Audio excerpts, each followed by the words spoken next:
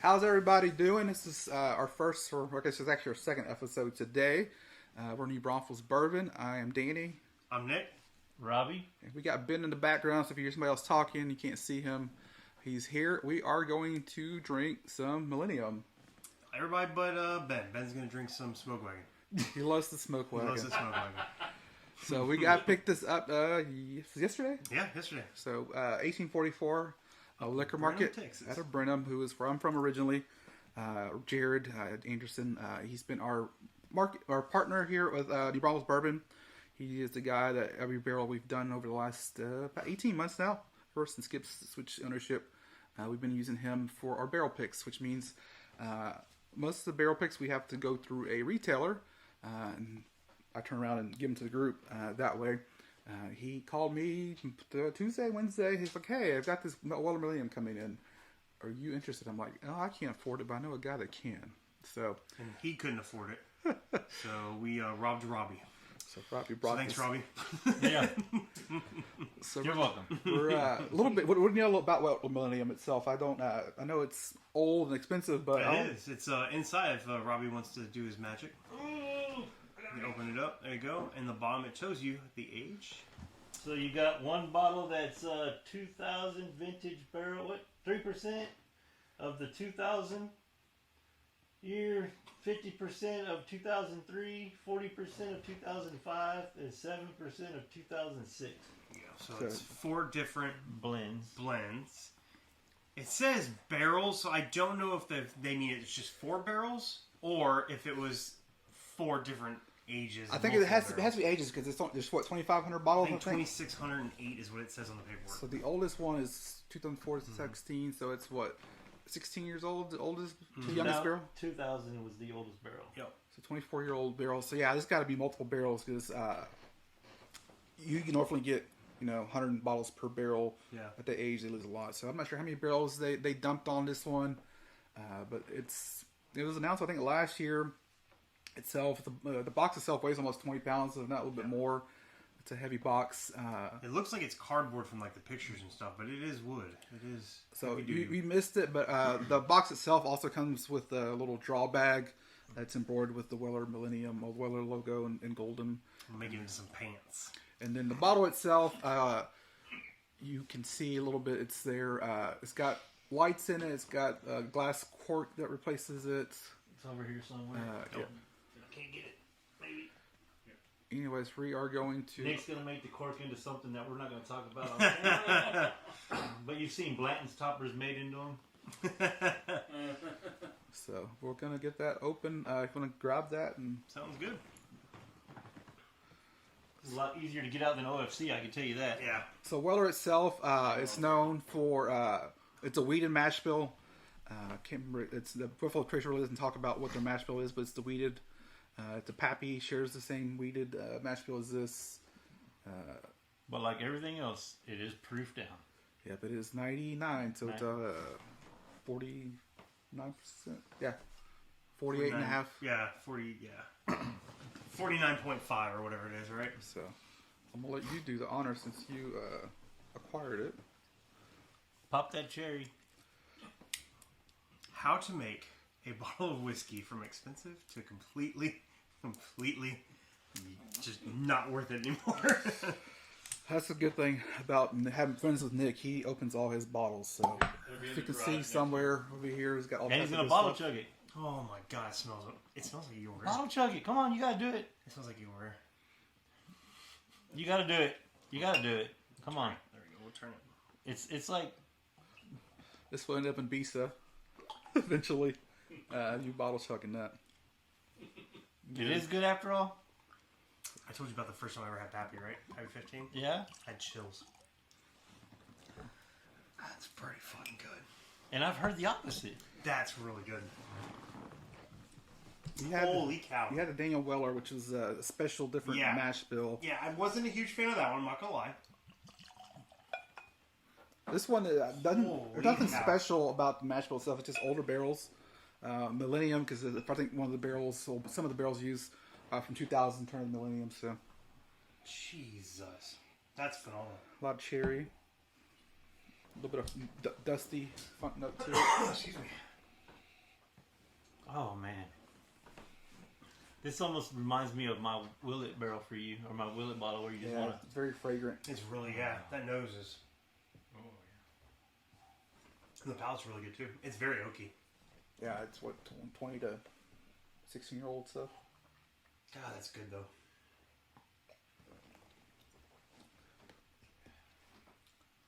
But God, just not a right amount of oak. It's not just like it's not like dry oak. over candy. It's So smooth.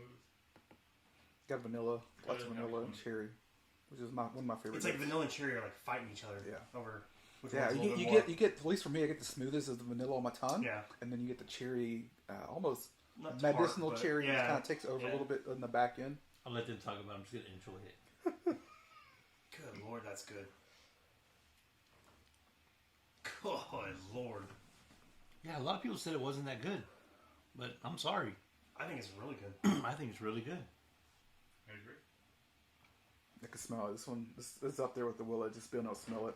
So Robbie we'll talk about this more, but we went to New York a couple years ago to do our first barrel pick, and he picked up a Willet, a 17-year-old? 17-year-old And Willet. it's still, to me, one of the best, amazing smelling bourbons. Like, I don't drink it, I just want to smell it, and it's pretty close to that. So I bought a Willet 18 year because I was trying to make mine just as good as Robbie's, and that year was just great. And that 18 was nothing compared to that 17.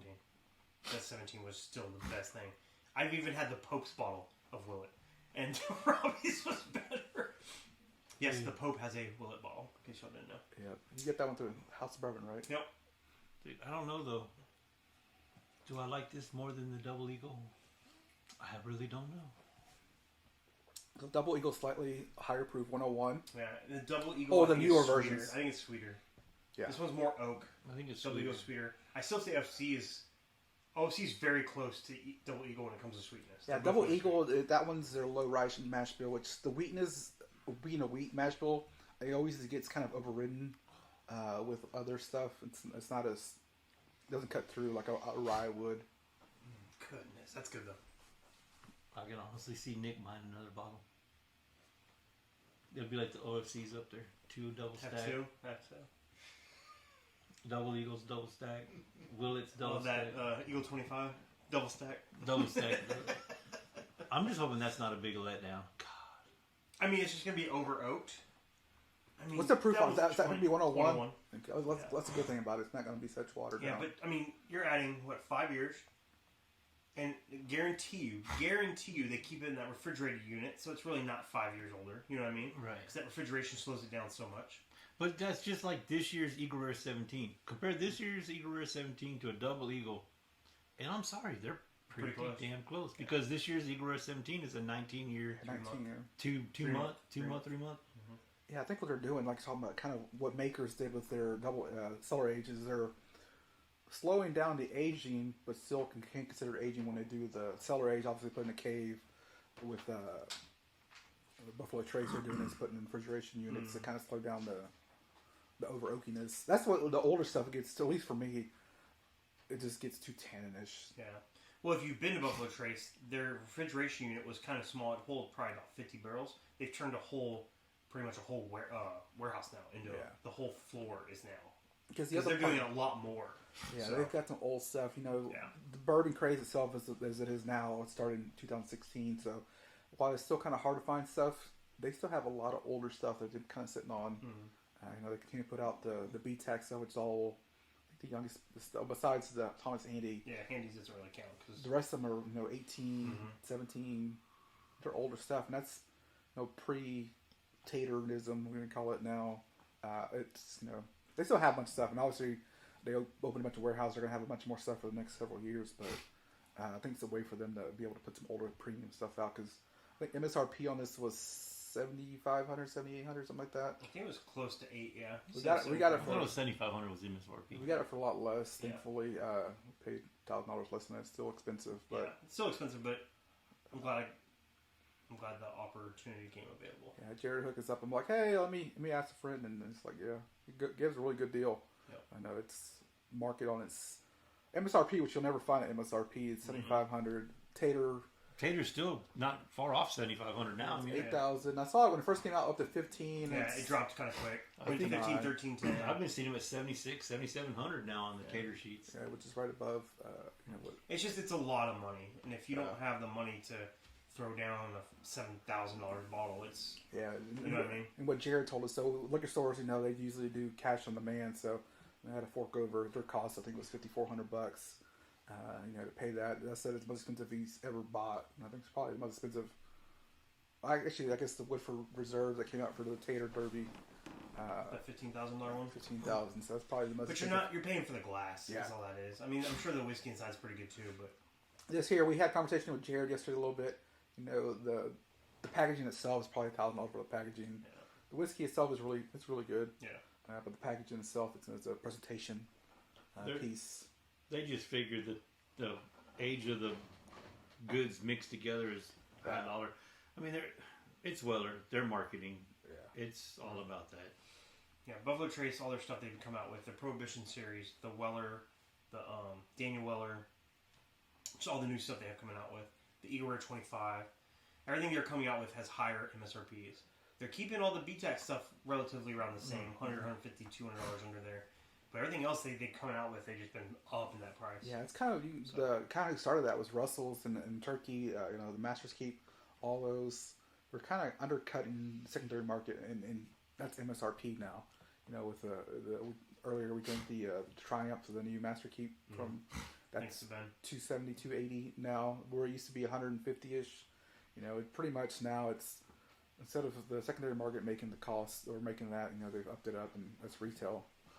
I think they're just kind of catching up with the economy of it's slowing down a little bit on the secondary markets are in general, but I think Buffalo Trace generally BTAC for what it is has been underpriced, and I think they're going to leave it that prayer, but their new premium releases are going to be premium pricing. So are they going to come out with a Pappy Premium? This is pretty much Pappy Premium. I mean, what else would they come out with? What does Pappy got in it that they would come out with? Pappy 23. Pappy? So this would have Pappy 23 in it. Because it's 2000 is the oldest barrel. Yeah. And that's a 23-year-old Pappy with a little bit higher proof, with the youngest one being 16-year-old would be the 15th. So. Well, I've had 23, and I'm not a fan. It's too oaky. Yeah, this one. I think some of the younger kind of helps. Maybe help cut it out. Yeah. Anyways, I think it's good. I appreciate it. Good form. Thank you for allowing us to. Thank you for introducing me to Jared. So Jared's been good to us. Yeah, man. he has. Small store if you've ever been. It's in downtown Burnham. He's got a boutique there called Battle of the Bird Dog. Across the street from it, it's the oldest liquor store in downtown Burnham. It's small. He doesn't have a whole lot of retail space, but he's got a lot of good stuff. He's more of a tequila guy himself personally, but he has allowed me to do our barrel picks. He's given us our barrel picks. We'll talk about in a previous episode. We talked about kind of introduction to New Braunfels Bourbon and some of the barrel picks. He gave us the Woodford Reserve pick that was the store. Working on some other stuff. So he's been good to us. I think he may be actually opening a business here in Braunfels over the next year or two. I think Robbie's trying to get him to do a liquor store around the area. Jared himself and his wife trying to do, I think, a coffee shop / I call it a boutique. It's kind of a homemade goods. He does his own embroidery, but makes his own T-shirts and all that stuff. Battle of the Bird Dog is that. It's got three bird dogs, 3 retrieving dogs, spaniels. And that's kind of what the store is based off of. And he gets a lot of good stuff. You got the Double Eagle Rare. You got in January, February time frame from him. You got a lot of bottles from him. He had a bunch of stuff from December drop. And yeah, I cleaned out on him on that drop. Which a lot of people didn't think that I really got, but yes, I got a lot of bottles. Yeah, we got almost 10, 12 bottles are all BTAC stuff. BTAC, Pappies, Double Eagle. I got Ben his anniversary bottle. Ben his 20 year. Is that the 20 year that he stole from me? No, actually that came from John. Oh, okay. He's putting money into that. He's getting ready to renovate his front store. If you ever been to Burnham, it's all old buildings, and he's getting ready. You think the old liquor store, you think like of a hole in the wall. You should see this place. It's beautiful. Like just that way it is downtown, and it's gorgeous. The 20 year I got from Jared, I donated to a benefit in Seguin, and my brother ended up buying it. Oh, that's awesome. So, yeah, Robbie the Philanthropist, always helping others. It was Blake's. family's benefit.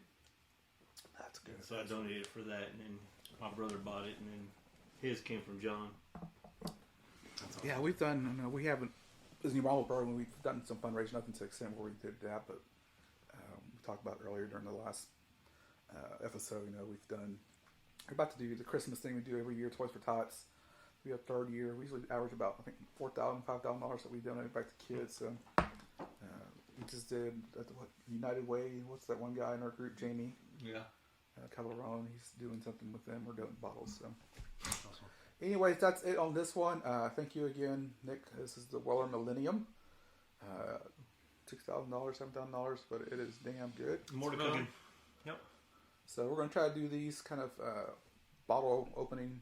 Nick is a connoisseur of all type of weird and random stuff. This is actually a new bottle. He came back from, was it Michigan or Kentucky with a bunch of old stuff recently? Yeah, I came back from, well, they were here when I got here. They were shipped to me from J-Hop or from Bourbon Outfitters. But I got a whole bunch of Dusties in. We're going to do those, I guess, in the first video, I guess we'll call it, or however we're going to do it. Yeah. So, those will be coming up here in a minute. Got some bottle opens. Save some stuff for Robbie, because Robbie always shares with us, too. So Definitely. So Nope. I appreciate it. And make sure to like, subscribe. YouTube is New Braunfels Bourbon, but we're most active on Instagram, New Braunfels Bourbon. Venmo is everything's New Braunfels Bourbon. So Facebook group itself is our most active kind of forum area. If you want to invite to that, send me a message on the Instagram, and I'll send you an invite to that. We got about 1,200 members on there, 1,100 members, something. Or if we keep it pretty small, just to keep it not to be a crazy mess. Instagram can grow as much as it wants. That one's public, but the Discord, I haven't done Discord yet. It's just kind of, to me, sometimes can be a mess. So until then, thank y'all.